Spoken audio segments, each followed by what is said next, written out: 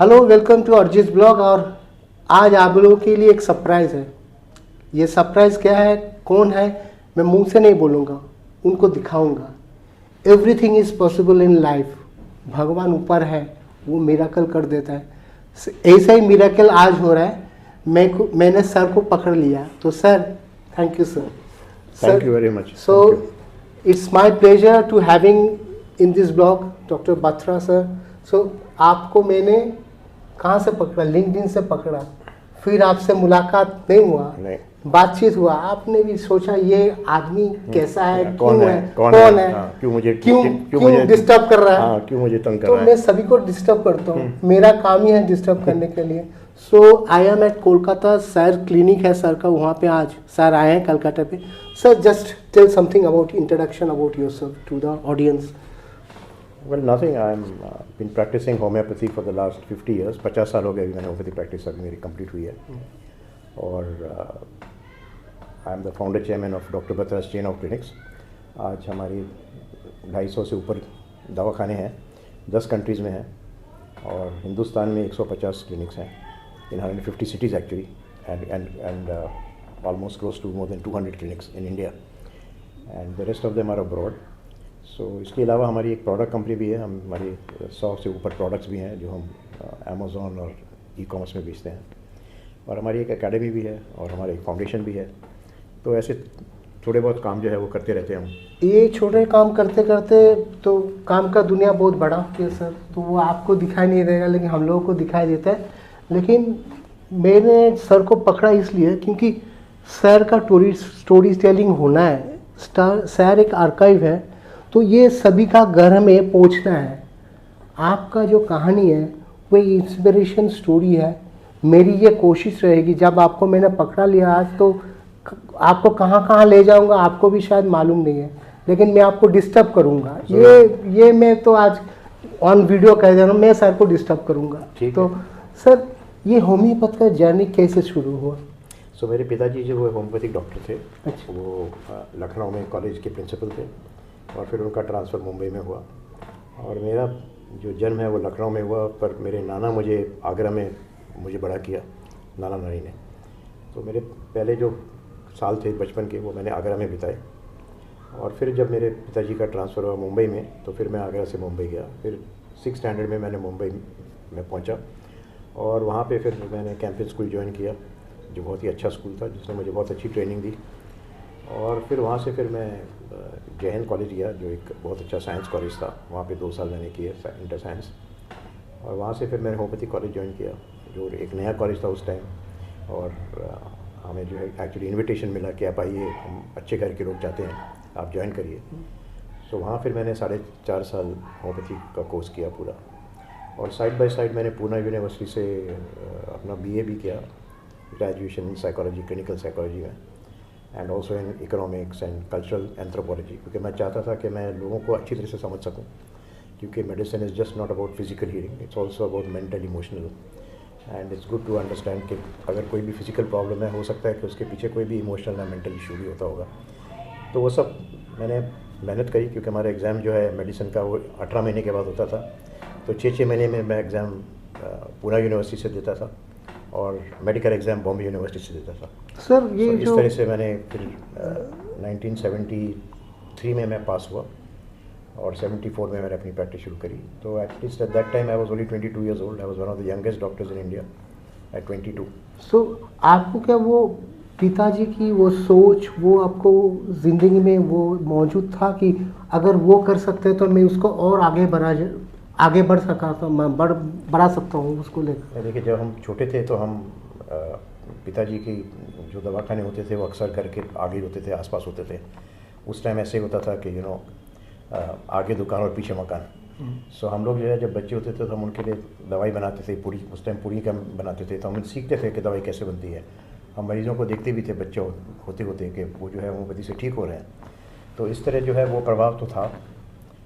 पर जब मैंने होम्योपैथी कॉलेज ज्वाइन किया, तब मैं जनरल सेक्रेटरी था, और मेरा एक कॉलेज डे शुरू हो रहा था, आने वाला था, और कोई चीफ गेस्ट आ रहा था, कोई VIP, और मेरे चेहरे के ऊपर जो है 28 वॉट्स मसे सडनली आ गए और मुझे लगा कि अभी तो मैं कैसे स्टेज में जाऊंगा।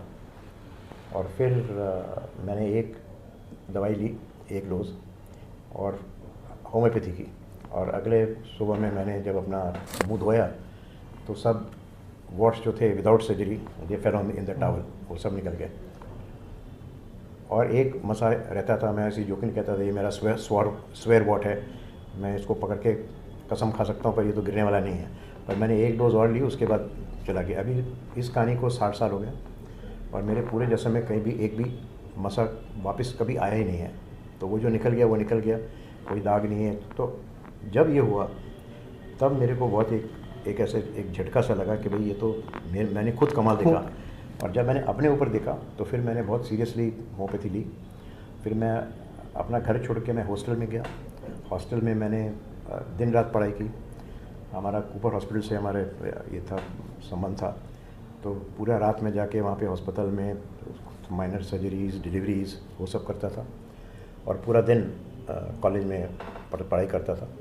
यहाँ तक कि फिर मेरा इतना अच्छा पढ़ाई हो गया कि फिर मेरे जो सीनियर लोग हैं उनको भी मैं होम्योपैथिक सब्जेक्ट में थोड़ा बहुत पढ़ाता था।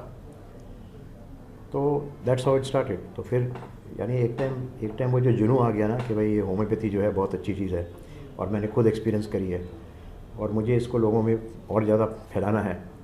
तो वहाँ से फिर मेरी ज़िंदगी शुरू हुई। फिर मैंने एक चैरिटेबल क्लिनिक से शुरू किया अपना नौकरी। में चाहता था, मैं इंडिपेंडेंट हूँ, तो मेरे पिताजी तो फेमस होम्योपैथ थे, पर मैं चाहता था कि मैं खुद अपने पाँव पे खड़ा हूँ।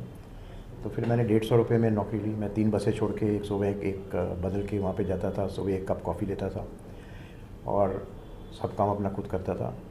और इस तरह से मैंने 9 साल तक वहाँ पे काम किया। और फिर मेरी जो है रेपुटेशन जो है वो बढ़ गई, लोग जानने लगे, पहचानने लगे। पर शुरू में बहुत मुश्किल थी क्योंकि उस टाइम इतने लोग 74-75 में लोग इतने होम्योपैथी को मानते भी नहीं थे। वो लोग कहते थे नहीं, हमको तो जल्दी फ़ायदा होना चाहिए और हमको जब तक इंजेक्शन नहीं लगेगा तब तक, अगर कोई दर्द नहीं होगा तब तक मेंटल वो एक दिमाग में आ गया कि और मीठी गोली है वो कैसे ठीक करेगी। तो हमको लोग उस टाइम शुगर डॉक्टर बुलाते थे, कैंडी डॉक्टर बच्चे बुलाते थे। बट फिर बदलाव आ गया और अभी तो खैर homeopathy today is second largest system of medicine in the world according to world health organization. Sir, इसके अवेयरनेस के लिए हम लोग को और मेहनत करना चाहिए कि हम लोग को सही तरीके से इसके अवेयरनेस को यूनिवर्सिटी कैंपस से even starting from the school days ये अवेयरनेस का लाने की कोई इम्पोर्टेंस ज़रूरत है कि? बहुत ज़रूरत है, क्योंकि हम कितना भी काम करें वो हमेशा कम होता है, क्योंकि बहुत ज़्यादा प्रेशर होता है। जब you see when you are emerging as a number 2 then there is always lot of pressure by number 1 to put you down, because लोग नहीं चाहते कि आप ऊपर आए। तो उस स्टेज में जो है बहुत ही कठिन एक सामना करना पड़ता है। और क्योंकि जैसे मैंने कहा कि homeopathy is the second largest system of medicine in the world, is growing faster than pharma. It's growing 21% last 5 years back to back versus pharma which is growing 10%। So कई कंट्रीज़ में थोड़ा पुशबैक होता है कि भाई इसको ज़रा धीरे करो, it's not very easy to make it grow. So lot of effort is required to actually promote homeopathy all over the world. Hindustan में तो फिर भी 10 करोड़ लोग हैं जो होम्योपैथी लेते हैं, और बंगाल में तो बहुत पॉपुलर है। आपको पता है कि कोलकाता में तो गली गली में होम्योपैथी दवाखाने हैं, क्लिनिक्स हैं, और जो सबसे बड़े जो होम्योपैथिक डॉक्टर्स भी हुए हैं देश के वो कोलकाता से शुरू हुए हैं। तो Kolkata is actually the cradle of homeopathy in India, and today India is the leader in the world in terms of the number of doctors. 3 lakh homeopathic doctors हैं in the number of colleges, more than 150 colleges attached to universities, largest in the world. So in the number of followers, but in terms of turnover and the market size, France is the largest. क्योंकि वहाँ क्या है, वहाँ बहुत सारे OTC products होते हैं, तो डॉक्टर्स इतने नहीं हैं, पर दवाइयाँ बहुत बिकती हैं of the counter. So which is why it's a very very big industry. So France is the largest market in terms of revenue, but India is the largest market in terms of size. Sir, ये तो basically India का एक ideology है, base है कि homeopathy is from India. Abroad में जो दूसरे कंट्रीज़ जो हैं वहाँ का जो कल्चर है, एनवायरनमेंट है, पेशेंट्स है, how they are approaching towards homeopathy? So homeopathy is not from India. That's a mistake and misconception. Homeopathy is actually from Germany. एक जर्मन डॉक्टर थे, डॉक्टर सैमुअल हैनेमन, उन्होंने इसका आविष्कार किया और वहाँ से फिर जो है वो पूरी दुनिया भर में फैला धीरे धीरे। पहले अमेरिका में गया, फिर यूरोप में गया और फिर महाराजा रंजीत सिंह के कोर्ट में एक ऑस्ट्रियन डॉक्टर जो है वो उसने उनको ट्रीट किया, तो फिर वो इंडिया आया और फिर ऑफ कोर्स वो फैला। और यहाँ पे तो गवर्नमेंट सपोर्ट बहुत ज़्यादा है, आयुष मिनिस्ट्री है और होम्योपैथी को सपोर्ट मिलता है रिसर्च में भी। तो इसीलिए होम्योपैथी जो है हिंदुस्तान में जो है बहुत फैल गई है, दूसरे देशों में फैली है पर अभी उसकी शुरुआत हुई है, सो अभी और फैलना बहुत ज़्यादा। ये अवेयरनेस ज़रूरत है सर, जे मतलब मानो आदमी लोगों को अवेयरनेस कराना कि क्या है इसकी कहानी। जैसे ये ब्लॉग मैंने क्यों किया, क्यों आपको पकड़ा, क्योंकि आप एक डिक्शनरी है सर, अगर आप उसको बंद रखेंगे वो तो डिक्शनरी बन के रखेगा, लेकिन जब तक हम लोग इसको एक एक पन्ने को विजुअली ऑडियो बेसिकली ऑडियो माध्यम से वीडियो के माध्यम से जनरेट करेंगे दूसरे के साथ, so it will be a copy paste. इस डिजिटल माध्यम से अगर हम लोग कॉपी पेस्ट करना जानते हैं तो अच्छाई को स्प्रेड करना भी जानते हैं। So I want to spread this awareness toward the society through you. Sure, I hope that with your video that lots of more people will get a better understanding of homeopathy and it will become far more popular compared to what it is today, and that you will have a reach not just in India but also all over the world. Sir ये सिर्फ एक blog या एक 10 minute का video से होगा नहीं, it's a starting point, we are starting over from this blog. So more I will connect with sir and bring such material, videos, information to all of you, for all of you, so that आप लोग उसको सोचे, जाने और अच्छाई को spread करें। क्योंकि सर इतना नेगेटिविटी सारा दुनिया में फैल रहा है, अच्छाई स्प्रेड होना बहुत ज़रूरी पार्ट प्ले करता है। सर वीडियो को अभी एंड करने का टाइम आ गया, लेकिन क्या मैसेज आप जो लोग देख रहे हैं उनको देना चाहते हैं? मैं ये कहूँगा कि जो गुड हेल्थ है वो सिर्फ फिजिकल नहीं होती, वो मेंटल भी होती है और स्पिरिचुअल भी होती है। इसलिए बहुत ज़रूरी है कि आप शांत रहें, आप काम रहें और आप सुखी रहें। ये बहुत ज़रूरी है, क्योंकि अगर आप में नेगेटिविटी है, अगर आप पॉजिटिव नहीं हैं तो आप और दूसरों की सेवा नहीं कर सकते। You will actually spread the negativity to other people as well. If you are positive, only then can you heal others and then can you reach out to other people. So positive thinking, positive thoughts बहुत ज़रूरी है। और आप जो है अपना जो मन है हमेशा शांत रखिए। और the body is a temple. So जैसे आप प्रे करते हैं भगवान को, उसी तरह से आप अपनी खुद की सेहत का ध्यान रखिए। और मैं हमेशा ये कहता हूँ कि हमें हमेशा ऐसा लगता है कि इट्स लाइक एन एक्सीडेंट, वो और किसी को हो सकता है, हमें नहीं होता। पर जब हार्ट अटैक आता है, जब कोई प्रॉब्लम होता है, तब हमें होता है और फिर हम जागते हैं, but then it's too late. So just remember, preventive health is better than curative health, and take care of your body and take care of your रहना बहुत ज़रूरी है सर, हैप्पी रहना। ये बेसिकली वो बहुत एक छोटा चीज़ है, खुशी, जो हम लोग का जीवन में कम होते जा रहे हैं। तो उस खुशी को हंसना इज़ वेरी इंपॉर्टेंट ऑल्सो।